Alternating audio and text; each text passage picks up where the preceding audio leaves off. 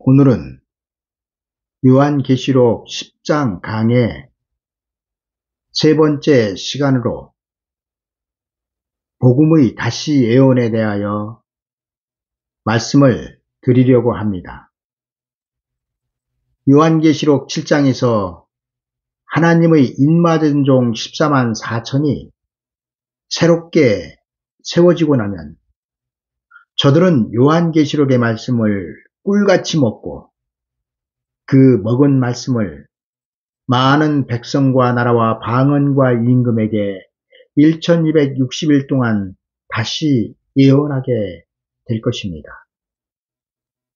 예수 그리스도의 재림 때 복음이 다시 예언된다는 것은 예수 그리스도를 믿고 있는 우리들에게는 이보다 더 중요한 것이 없을 정도로 매우 중요합니다. 만약 예수 그리스도를 믿고 있으면서 다시 예언에 대하여 모르고 있다면 그는 예수 그리스도 재림 전에 반드시 죽어야 영혼 구원이라도 받을 수 있을 것입니다.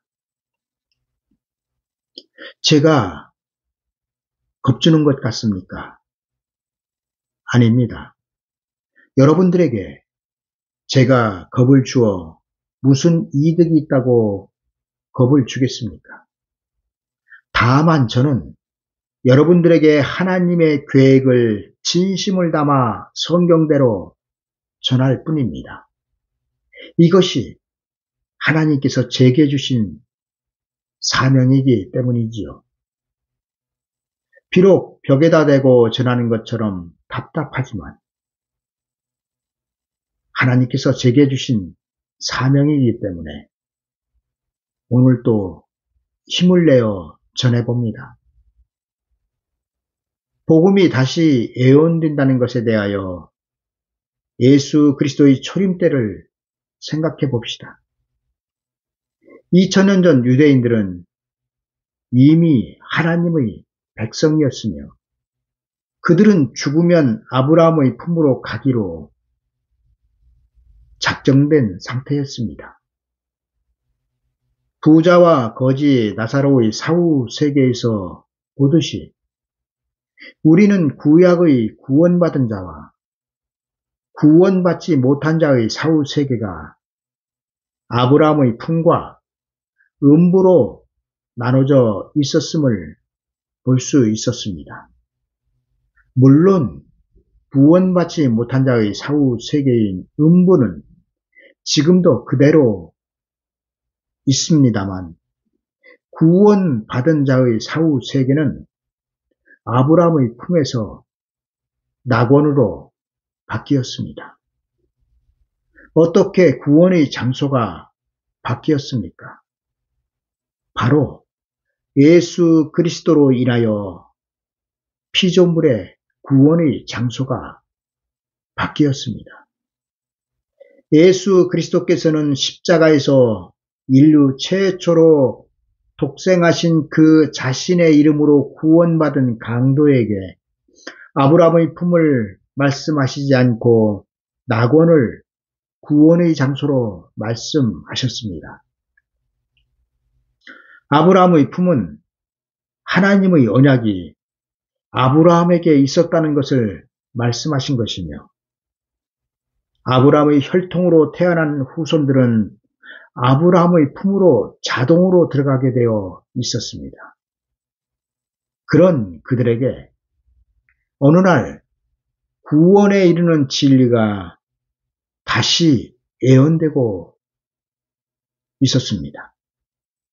분명히 성전도 있고 율법도 있고 제사장도 있고 율법을 자기 목숨보다 더 소중하게 지키던 서기관 바리새인들도 있었는데 어느 날 광야에서 듣도 보도 못하던 사람이 나타나 회개하라 천국이 가까이 왔느니라 전하고 있습니다. 세례 요한이 전하고 있는 회개하라 천국이 가까이 왔느니라의 말씀을 직역하면 유대인들에게 너희가 믿고 있는 율법으로는 천국으로 들어가지 못하니 율법이 있는 성전을 떠나 내가 있는 광야로 나와서 천국 복음을 내게 듣고 믿으라는 것입니다. 세례 요한으로 인하여 하나님의 구원의 법이 바뀌었습니다. 그리고 구원의 장소도 바뀌었습니다. 아브라함의 혈통으로 태어나면 무조건적인 구원에서 천국 복음을 믿어야 구원을 받는 것으로 하나님의 법이 세례 요한으로 인하여 바뀌었다는 것입니다. 2000년 전 세례 요한의 말을 듣지 않던 하나님의 백성들은 어떻게 되었습니까? 다 구원을 받지 못하였습니다. 그들이 이방인들이 아니었는데 하나님은 그들을 구원하시지 않으셨다는 것입니다. 이제 우리의 현실이 될 예수 그리스도의 재림 때를 생각해 봅시다. 예수 그리스도를 믿고 있는 현재의 우리가 2000년 전 유대인들이라고 생각하시면 아주 간단합니다. 하나님의 백성이며 죽으면 낙원으로 가기로 작정된 우리에게 어느 날 우리가 믿고 있는 천국 복음이 아닌 영원한 복음이 전파될 것입니다. 그리고 그들은 영원한 복음을 믿어야 구원받을 것이라고 전할 것입니다. 그들은 교회를 떠나 우리들에게 광야로 나오라고 할 것입니다. 영원한 복음을 전파하는 자들은 천국 복음을 전하는 은혜시대 교회에서 광야로 나오라고 말할 것입니다. 그리고 이는 하나님의 법이 바뀌었음을 말합니다. 요한계시록 10장 11절의 저가 내게 말하기를 내가 많은 백성과 나라와 방언과 임금에게 다시 예언하여야 하더라. 이 말씀은 지금까지 우리가 받던 구원이 아닌 새로운 구원의 진리가 예수 그리스도의 재림 앞에 전파된다는 것을 말씀하고 있는 것입니다.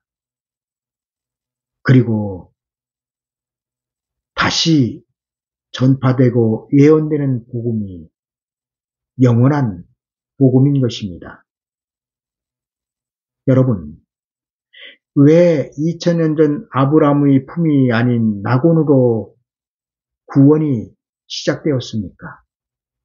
그 이유는 예수 그리스도께서 낙원에 계실 것이기 때문이었습니다. 그럼 왜 예수 그리스도의 재림 때 구원의 진리가 바뀌고 낙원이 아닌 천년 왕국으로 구원의 장소가 바뀌어 천년 왕국으로 구원이 시작될까요? 그 이유는 예수 그리스도께서 낙원을 떠나 세상에 오셔서 세상을 심판하시고 천년 왕국을 이루시고 거기 계실 것이기 때문입니다. 예수 그리스도께서 세우실 그 천년 왕국으로 여러분들을 부르시기 위하여 예수 그리스도의 재림 앞에 구원의 진리가 바뀌는 것입니다. 지난 설교에서도 말씀을 드렸지만 구원의 장소가 바뀌기 위해서는 반드시 먼저 뭐가 있어야 됩니까? 복음이 있어야 됩니다. 하나님의 진리는 에덴 동산에서는 선악을 알게 하는 나무의 실과를 먹지 말라 하신 것이 진리였습니다. 그리고 출애굽 이후에는 율법이 진리였으며 은혜 시대에는 천국 복음이 진리입니다. 그러나 은혜의 시대가 가고 환난 시대가 오면 진리가 바뀔 것입니다.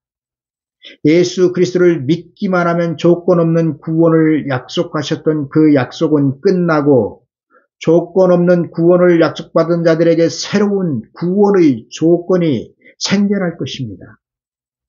그것이 좁은 길, 좁은 문으로 들어가라는 말씀이 아니겠습니까?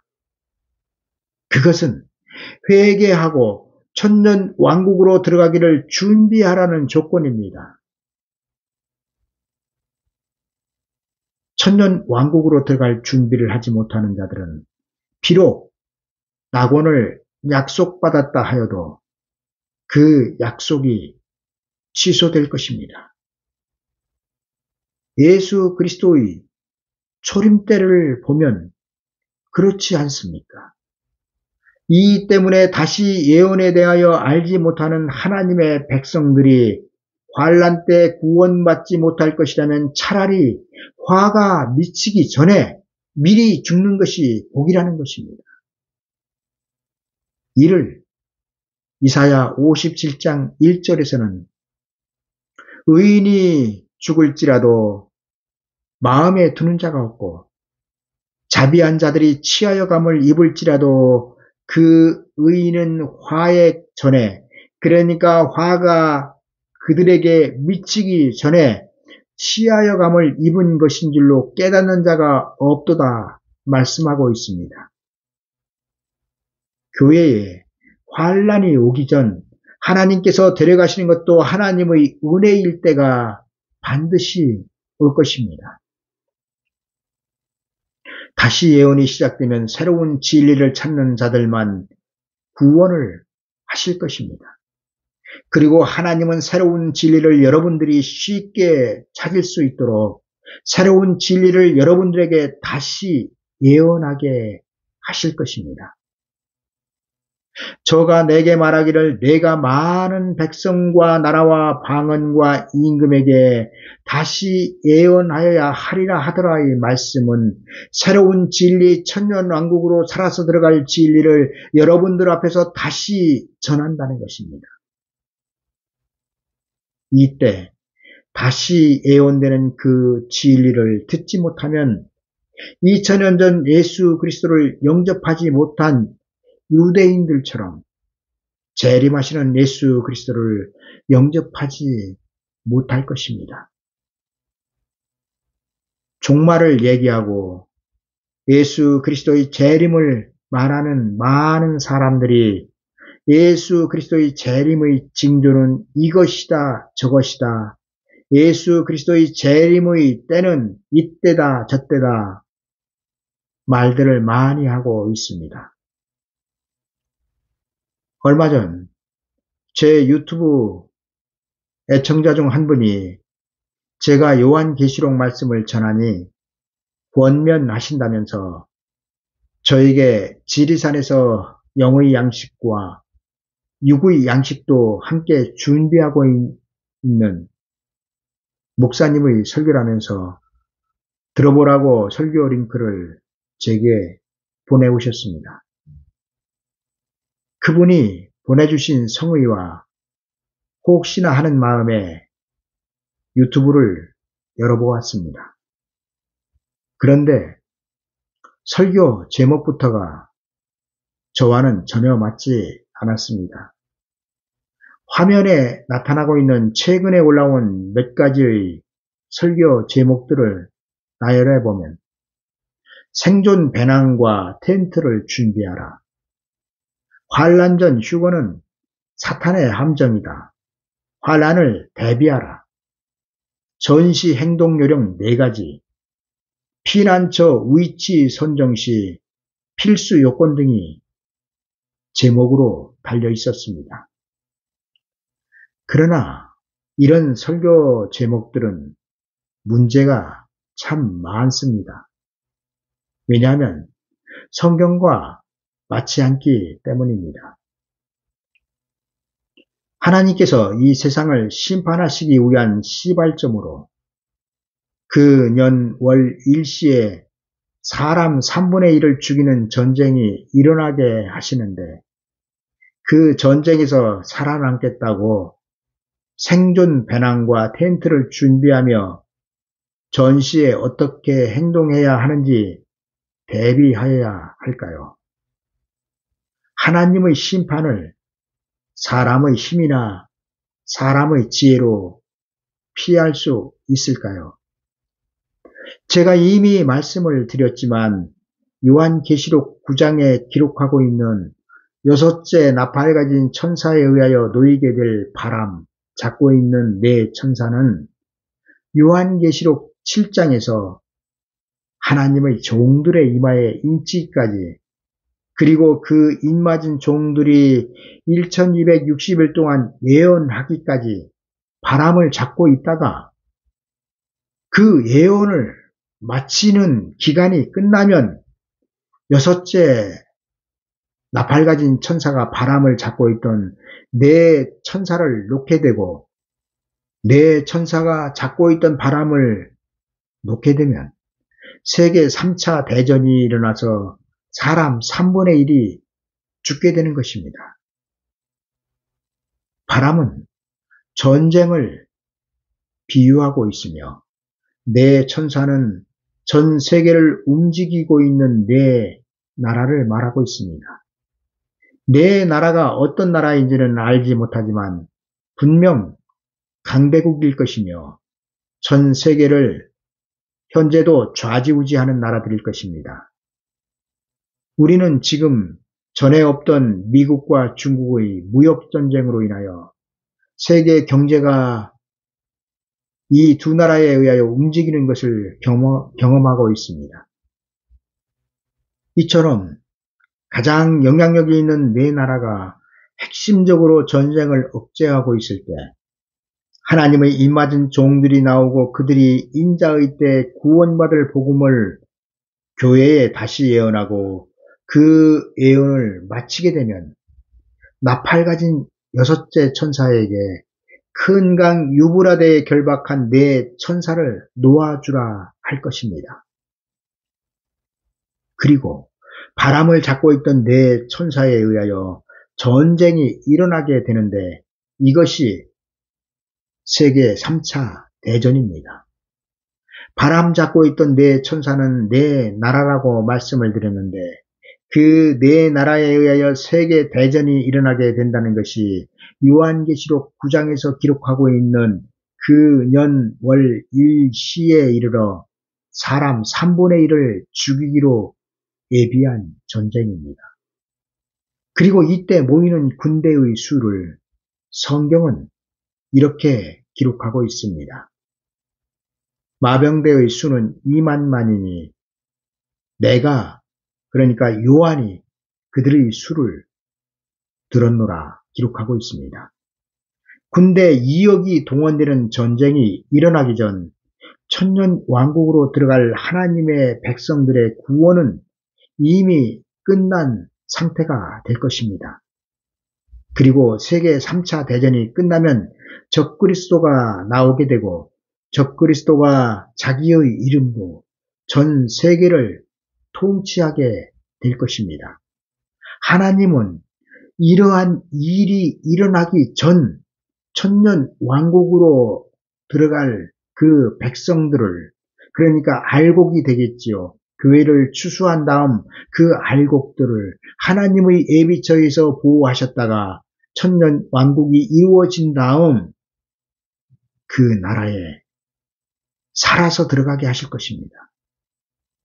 군대 2억이 모이는 전쟁이 끝나면 세상은 지금 우리가 살고 있는 세상이 아니라 완전히 재편되게 될 것입니다. 전쟁이 끝난 후 7머리 10뿔을 가진 바다에서 올라오는 짐승이 단일 정부로 전 세계를 통치하게 될 것이며 이때부터 후 3년 반으로 들어가는 것입니다. 그런데 생존 배낭으로 전쟁에서 구원받을 수 있겠습니까? 만약 우리나라에서 남북 간에 전쟁이 일어난다면 생존 배낭이 필요할 수도 있겠습니다만 성경에서 기록하고 있는 네 천사가 바람을 놓을 때 일어나는 전쟁에는 생존 배낭 같은 것은 필요 없습니다. 배낭을 준비하고 전시 행동 요령을 익힐 시간에 그때 세상에 남겨지지 않도록 말씀에 깨어 있어야 할 것입니다. 또한 이분은 하나님의 피난처를 사람이 준비한다고 합니다.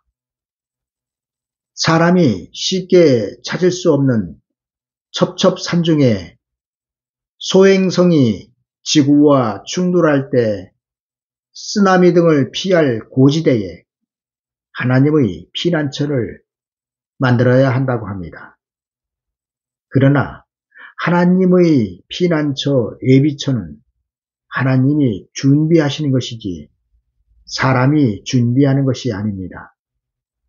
하나님은 노아의 홍수 심판 때 피난처였던 방주를 노아에게 준비시키셨지 당시 방주로 구원을 받아야 할 대상들에게 방주를 준비시키지 않으셨습니다.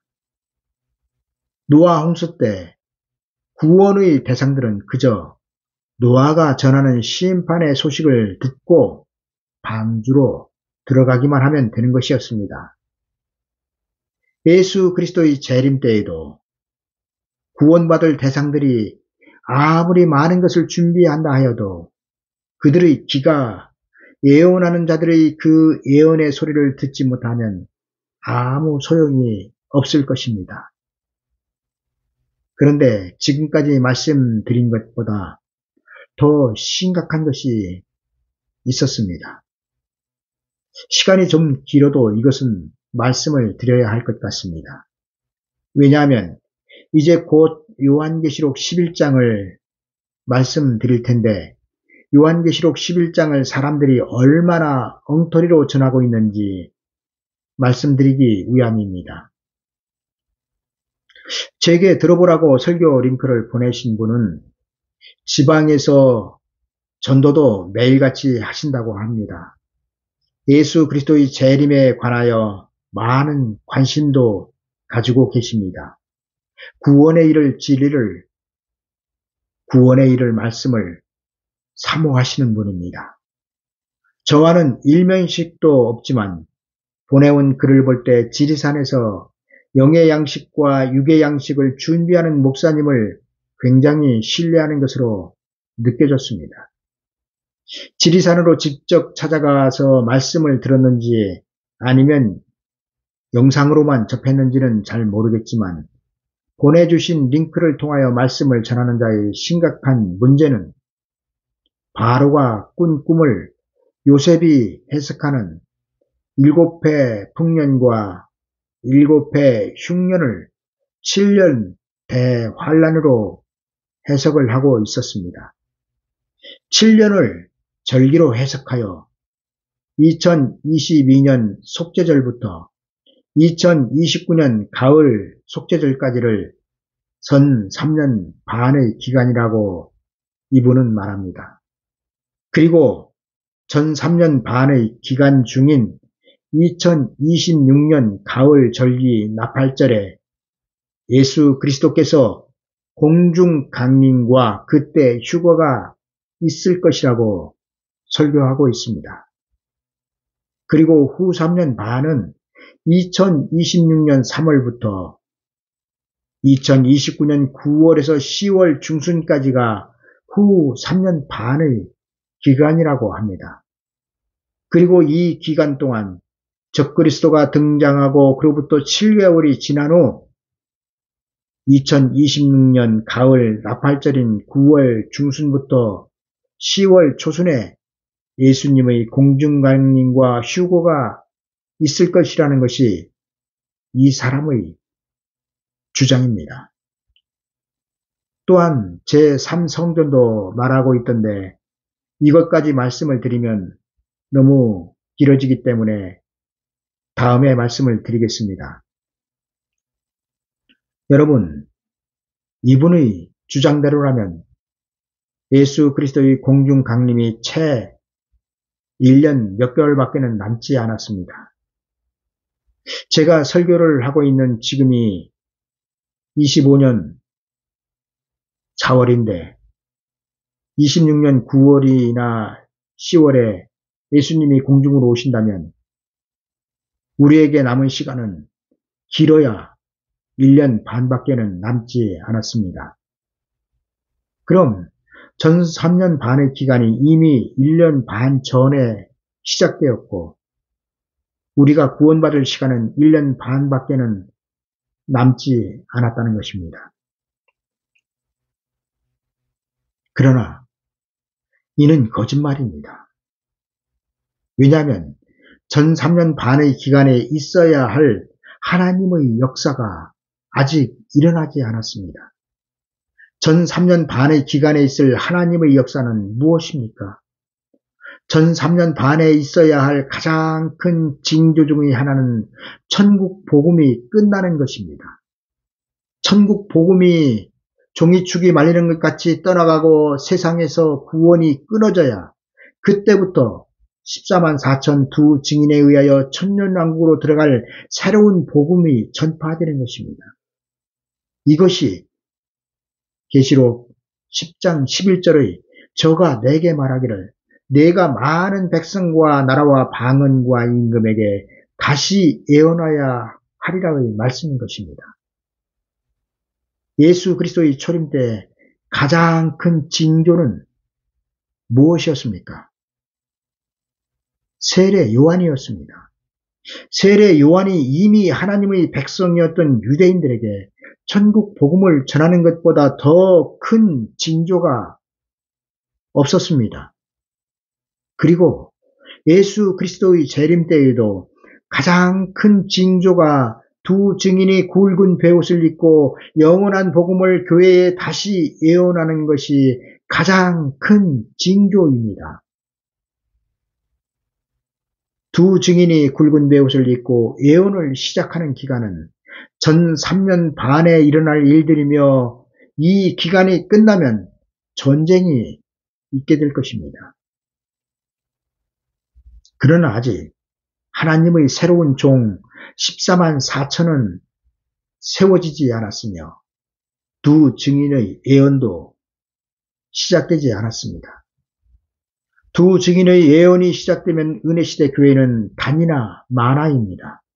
낙원으로 가는 구원이 끝났기 때문입니다. 아니 구원의 장소가 구원을 받아서 복음을 전하여 구원을 받았다 하여도 구원에 들어갈 구원의 장소가 없는데 교회를 다닌들 무슨 소용이 있다는 말입니까?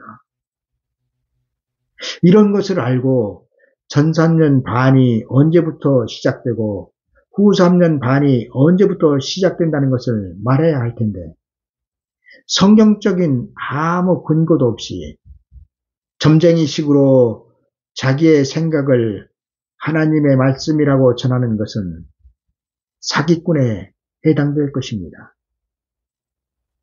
지금은 불법이 온 교회를 덮고 있는 시대입니다. 유튜브를 들어보면 많은 사람들이 해와 달, 천체를 보고 마지막 때를 말합니다. 그러나 여러분, 성경에는 하늘에 공중에 있는 그 천체의 변화에 따라서 예수 그리스도께서 오시고 안 오시고가 아닙니다. 지금은 마귀가 예수 그리스도를 믿지 못하게 하는 시대가 아닙니다. 마귀의 현재 전술은 예수 그리스도를 믿기는 믿게 하고 있는데 구원에 이르지 못할 비진리를 진리인 것처럼 믿게 하는 것입니다. 불법은 하나님의 구원의 진리가 아닙니다. 천국 복음이 세례 요한의 입을 통하여 유대인들에게 전파될 때 그 전까지 합법이었던 율법은 하루아침에 세례 요한으로 인하여 불법이 되었습니다.